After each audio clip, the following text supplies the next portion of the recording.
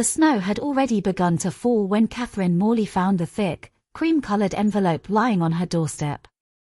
Her breath clouded the cold December air as she picked it up, tracing her gloved fingers over the embossed seal. It bore the crest of the Beaumont family, a rearing stag framed by curling ivy. She had heard of them, of course. Everyone in Somerset had. The Beaumonts lived in Ashford Manor, an imposing Georgian house on the edge of the village, surrounded by acres of woodland and whispered stories. They were known for their wealth, their impeccable manners, and their preference for keeping to themselves. Inside, the letter was written in neat, looping script. Miss Morley, you are cordially invited to dine with the Beaumont family on the evening of the 20th of December, in celebration of the return of our son, Henry Beaumont, from his travels abroad. The words were warm, polite, even gracious, but Catherine could not shake the slight unease curling in her stomach. She had never spoken to any member of the Beaumont family before. Why would they invite her? And why now? That evening, she wrapped herself in a thick wool coat and made her way down the narrow lane towards the manor. The snowflakes grew larger, falling silently onto the frozen earth. By the time she reached the tall iron gates, her cheeks were flushed and her boots dusted white. A man in a heavy overcoat, his cap pulled low, opened the gate without a word. His eyes followed her as she passed, a watchfulness that made her tighten her grip on her bag. The gravel crunched beneath her feet as she approached the great oak doors. Inside, the manor was lit with a soft golden glow. A tall woman in an emerald gown greeted her with a polite smile. Miss Morley. We are so pleased you could join us. Her voice was warm, but her eyes seemed to measure every detail of Catherine's face. The dining hall was already alive with conversation. Silver candlesticks flickered in the light, casting shadows on the high, ornate ceiling. Catherine took her seat between two strangers, both impeccably dressed, both giving her polite but curious glances. And then, the sound of footsteps filled the hall. A tall man entered, his dark hair just beginning to show streaks of grey, his presence commanding the attention of everyone in the room. Ladies and gentlemen, he said, his voice carrying with quiet authority, allow me to introduce my son, Henry Beaumont. All heads turned towards the doorway. Catherine's eyes followed, and for a moment, she forgot to breathe. The man who stepped inside smiled warmly, yet there was something in his gaze that did not match the smile. Something sharp. Something that made her feel as though she had just walked into a room where every secret was waiting to be uncovered. The long mahogany table stretched almost the entire length of the dining hall, polished to a mirror sheen. Silverware gleamed in the candlelight, and the scent of roasted pheasant mingled with the faint, sweet aroma of mulled wine. Catherine took a careful sip from her glass, aware of the quiet weight of glances directed at her from across the table. Lady Beaumont, seated at the head, presided with an elegance that seemed effortless. She spoke softly, yet her words carried to every corner of the room. On her right sat Henry, the returning son, whose easy smile appeared to charm everyone except Catherine. Every time she caught his gaze, she felt as though he were studying her, searching for something unspoken. The other guests introduced themselves between courses, an elderly uncle with sharp eyes and sharper opinions, a middle-aged woman who laughed too loudly, and a young man with restless fingers drumming on the table. Catherine could not remember all their names, but she could feel the undercurrent running beneath the polite conversation, a sense that everyone was guarding something. When the main course was served, Lady Beaumont leaned slightly forward. It is a rare pleasure to have such company gathered in Ashford Hollow, she said. This evening marks not just Henry's return, but a chance to strengthen our ties to the village. Her gaze lingered briefly on Catherine, the smallest of smiles playing on her lips. Catherine forced herself to return the smile, though her stomach tightened. Halfway through the meal, a sudden crack of wind against the windows made several guests glance towards the darkness beyond. The snow was falling harder now, swirling in thick, silent sheets. Catherine wondered how long she might be stranded if the weather worsened. At one point, Henry raised his glass. To new friendships, he said, his voice warm yet laced with something Catherine could not name. The others followed suit, glasses chiming in unison. As she took a sip, Catherine caught a whisper from further down the table, a name spoken quickly, almost swallowed by the clink of silverware. She could not make out the words, but she saw the elderly uncle's expression tighten. The rest of the dinner passed in a haze of polite chatter, but Catherine could not shake the feeling that every conversation was a carefully rehearsed performance. And as the final course was cleared, the butler stepped forward, his face pale. "I am sorry to interrupt," he said, his voice trembling slightly. "But there is a situation in the library." The dining hall fell into a heavy silence. Every fork and glass stilled as all eyes turned to the butler. His hands were clasped tightly before him, as though holding them apart might cause them to shake. Lady Beaumont's voice was calm but edged with steel. "What sort of situation, Mr. Hales?" The butler swallowed. "It would be best if you came to see for yourselves." Chairs scraped against the polished floor as the guests rose, murmurs breaking the stillness. Catherine followed the group through the dimly lit corridors, her footsteps echoing on the marble tiles. The scent of beeswax polish and old paper thickened as they approached the library. The door stood closed, the key still in the lock. Mr. Hales hesitated before turning it, then stepped back to let Lady Beaumont enter first. Gasps rippled through the gathering.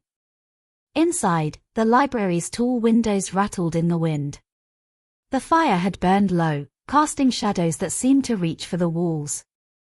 And there, in the center of the room, slumped over a leather armchair, was the elderly uncle Catherine had met only an hour earlier, his head tilted unnaturally to one side, his eyes wide and unblinking. Someone cried out, the sound sharp against the muffled roar of the storm outside. Henry knelt beside the chair, pressing 2 fingers to the man's neck before shaking his head slowly. "He's gone," he said, his voice low. Catherine's gaze swept the room. The door had been locked from the inside. The only windows were latched shut, frost crusting the edges of the glass. The heavy velvet curtains barely stirred. Lady Beaumont's face was pale but controlled. "This is most unfortunate," she murmured. "Mr. Hales, call the constable at once." The butler hesitated. "My lady, the telephone lines are down. The snowstorm must have damaged them." A cold weight settled in Catherine's chest. The manor was isolated, the roads blocked by snow, the phone lines cut. Whoever had done this was still in the house. And from the way eyes darted and voices trembled, she knew everyone else in that room was thinking exactly the same thing.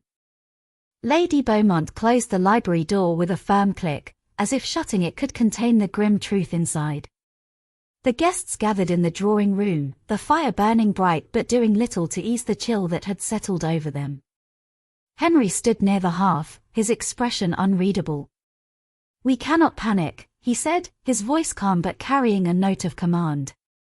"Until the constable arrives, we must remain inside and together." A murmur of agreement followed, though Catherine noticed how quickly some eyes darted away. She sat on the edge of a velvet armchair, her hands folded tightly in her lap. Her mind kept circling the same thought, the door locked from the inside, the windows sealed. If this was murder, then the killer had to be among them. The middle-aged woman with the loud laugh spoke up, her voice sharper now. "We should be asking where everyone was during dinner. And before that." She glanced towards the young man with restless fingers, who instantly straightened in his seat. "I went to fetch a book," he said defensively. "But the library was locked then." "I swear it." "Locked," the woman repeated, her tone heavy with doubt. Lady Beaumont's gaze swept the room. "Speculation will only breed fear. Until the weather clears, we are each other's responsibility. No one leaves their rooms alone after this evening." Catherine caught Henry watching her again. He held her gaze for a moment before turning away, speaking quietly to his mother. Their voices were too low to hear, but the brief glance Lady Beaumont threw in Catherine's direction made her stomach knot. Outside, the wind howled, rattling the shutters. The snow piled higher against the windows. Somewhere deep in the house, a door creaked slowly shut, though no one had moved. Catherine's skin prickled. The elderly uncle's body still lay in the library. And the killer was still in Ashford Manor, perhaps even in that very room. It was Henry who suggested the search. His tone was steady, almost casual, as though he were proposing a harmless diversion rather than a hunt for a killer. "We should make certain," he said, "that the house is secure. Every door, every window checked. If nothing else, it will ease everyone's mind." No one objected, though Catherine suspected their silence came more from fear than agreement. Lady Beaumont divided the group into pairs. Catherine found herself partnered with the young man who had been drumming his fingers earlier. He introduced himself, almost as an afterthought, as Thomas Gresham. They began in the east wing, where the corridors were narrow and the air colder. Their footsteps echoed off the wooden floors, the faint smell of damp seeping from behind the panelled walls. Catherine tried the handles of each door they passed, some opened to empty guest rooms, others to storage spaces filled with dust and forgotten furniture. At the end of one corridor, they reached a small side door. Thomas frowned. "This should be locked," he muttered, testing the handle. It turned easily. The room beyond was dark, the single window crusted with frost. As Catherine stepped inside, her eyes adjusted to the gloom. Shelves lined the walls, filled not with books but with small, labeled boxes. She bent to read one of the labels, dates and names written in the same looping hand as her invitation. Before she could open it, Thomas's voice was low and urgent. "We shouldn't be in here." When she turned to him, his face was pale. "This is the late Mr. Beaumont's study. No one's been allowed inside since he died." He reached past her to close the box she had touched. "Come on." They left quickly, but as Catherine stepped back into the corridor, she had the unmistakable sense that someone was watching them. She turned sharply, nothing but shadows and the faint flicker of a wall sconce. From somewhere in the west wing came the sudden crash of breaking glass, followed by a woman's scream. Catherine and Thomas ran through the winding corridors towards the sound, their footsteps quick against the wooden floors. The cries had drawn others too, Lady Beaumont, Henry, and several guests converging in the west wing. They found the middle-aged woman who had laughed so loudly at dinner, now trembling in the doorway of a guest room. Shards of glass glittered on the carpet at her feet, the cold air from the shattered window cutting through the room. On the bed lay another guest, a man Catherine barely remembered speaking to. His face was ashen, his eyes fixed on the ceiling. A dark stain spread across the white sheet beneath him. The sharp scent of something metallic hung in the air. Henry moved swiftly to the window, examining the jagged frame. "The snow outside is undisturbed," he said grimly. "No footprints. No one came in or left this way." Lady Beaumont's gaze hardened. "That means what happened here was done from within." Her words sent a ripple of unease through the gathered crowd. Thomas crouched beside the bed, his voice tight. "Same as the uncle. Quick, silent, and no way in or out."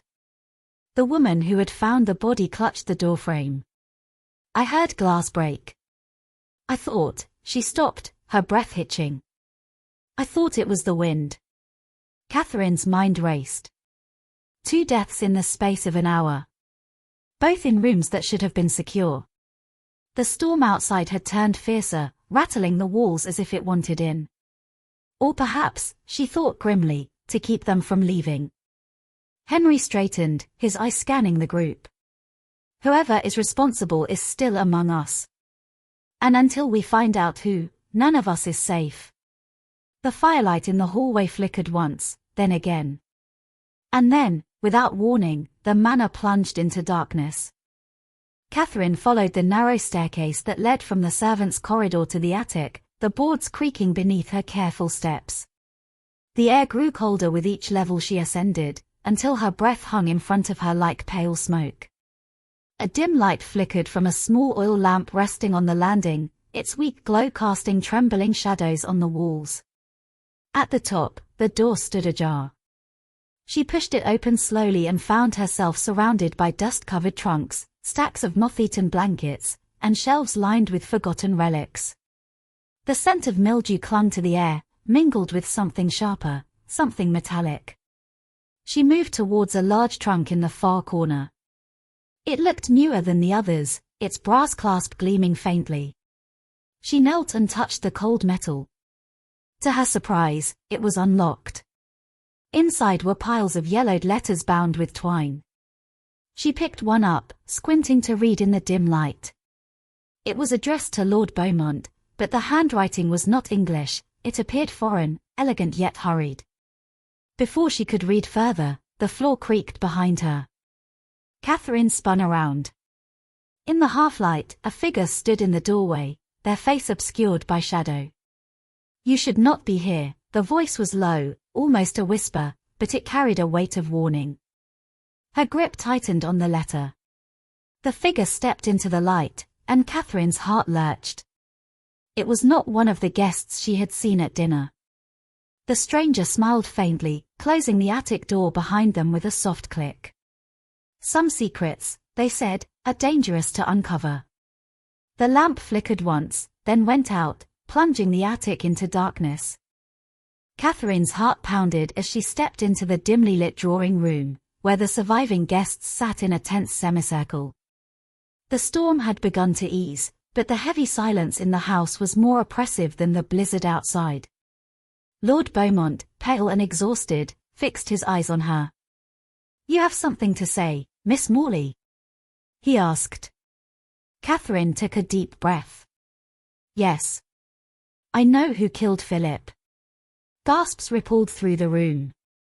Mrs. Whitmore gripped the arms of her chair until her knuckles turned white, while Simon leaned forward, his eyes sharp with anticipation. "It was not a crime of passion. Nor was it about money," Catherine continued.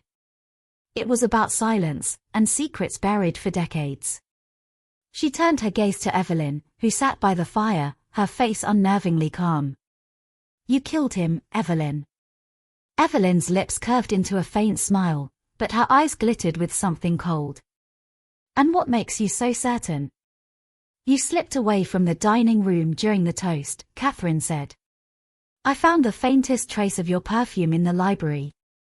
Philip had discovered something about your past, something that could have destroyed you.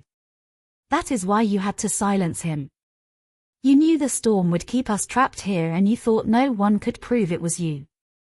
Lord Beaumont's face hardened. "Evelyn, is this true?" Evelyn rose slowly, her posture regal even in the face of exposure. He should have kept his nose out of matters that did not concern him. Philip was going to ruin everything. I simply prevented it. Gasps filled the air again.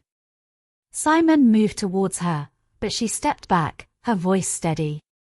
You all think I am a monster. Perhaps I am. But at least I survived in this world by my own hand. The front door rattled as the sound of distant bells and approaching voices carried through the hall. The village constable had finally arrived. Evelyn glanced at Catherine, her eyes filled with a strange mix of respect and contempt. You are sharper than I thought, she murmured, before turning to face the officers now stepping into the room. As they led her away, Catherine remained standing, the firelight casting long shadows around her. Ashford Hollow's grand manor was silent once more, but she knew the echoes of that night would never truly fade.